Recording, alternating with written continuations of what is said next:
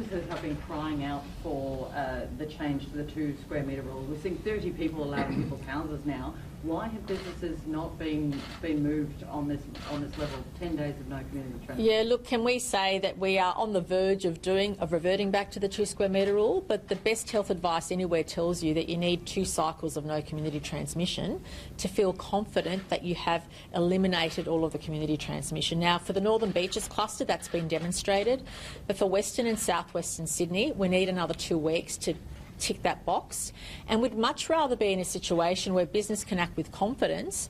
I mean, with the easing of restrictions from Friday, that gives them a great leap of confidence for the next couple of weeks, and then beyond that, the high probability of going back to 2 square metres, I think, should instill everybody with a lot of confidence, and they should prepare for that. But we also need to make sure we tick the health box and make sure we cover our bases. The last thing we want to see is a super spreading event, which takes us all backwards. This is all about moving forwards all the time and staying as open as possible. And I do want to stress that no matter what circumstance you're in, no singing, no dancing, no mingling, everything has to be done in a seated way. The only time you're able to dance is if you're one of the 20 in the bridal party at a wedding.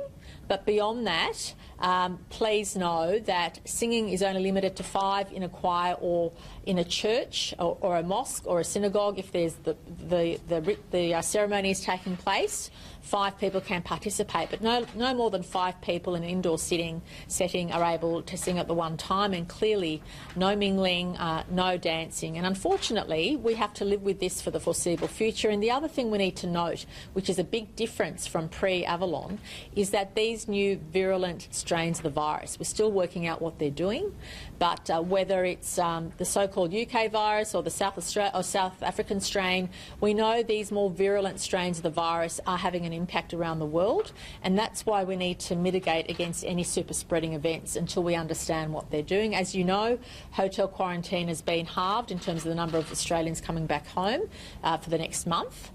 So we think it's appropriate for us just to take that extra 2 weeks before we go back to 2 square metre rule for all settings. And I think people understand that. New South Wales has been open for business. We've been making sure that we have that healthy balance, but we also need to make sure, firstly, that that grumbling virus in the community has been eliminated. And as you know, there was some virus detected in Liverpool in the water treatment sewage facility there.